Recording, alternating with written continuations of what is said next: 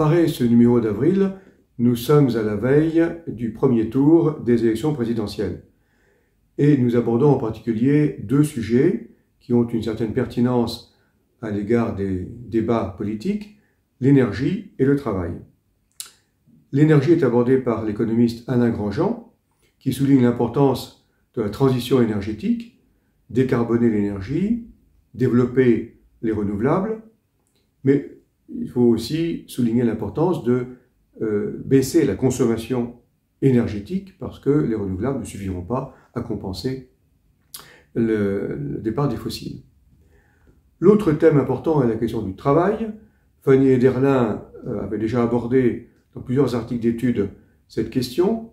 Elle le fait dans son rapport au parti de gauche, sous le titre un peu provocateur « Et si la gauche se remettait au travail ?»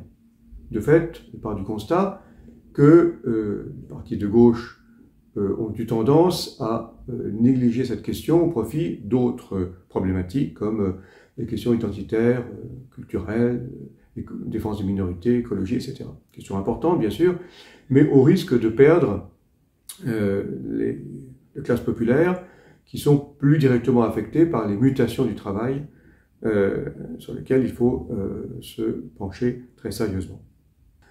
Dans un autre registre, nous revenons sur le rapport de la commission indépendante sur les abus sexuels dans l'Église.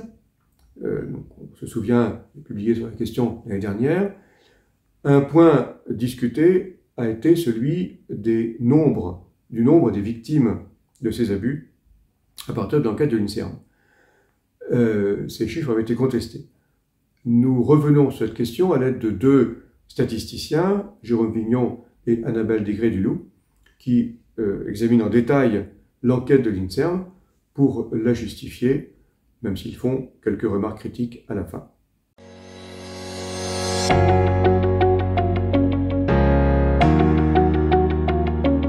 Outre ces trois articles que nous mettons en couverture, dans le numéro d'avril, nous avons d'abord un éditorial de Thomas Gomard qui revient sur la guerre en Ukraine.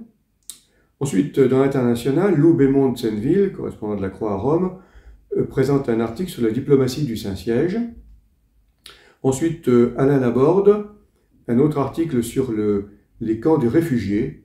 Beaucoup de débats, évidemment, que la guerre en Ukraine renouvelle sur la situation de ces camps de réfugiés. Dans le champ de la société, outre les deux articles déjà mentionnés, un article de Jean-Philippe Derosier sur les tensions entre justice et politique. Y a-t-il trop de politique en justice ou trop de justice en politique?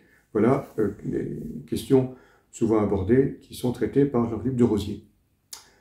Dans le champ religieux, outre l'article de Jérôme Vignon et d'Annabelle Desgrès-Duloup, le bibliste André Ouénin propose une lecture du livre de Samuel autour du thème des dérives du pouvoir, comment un prophète peut exercer un pouvoir au-delà de ses fonctions.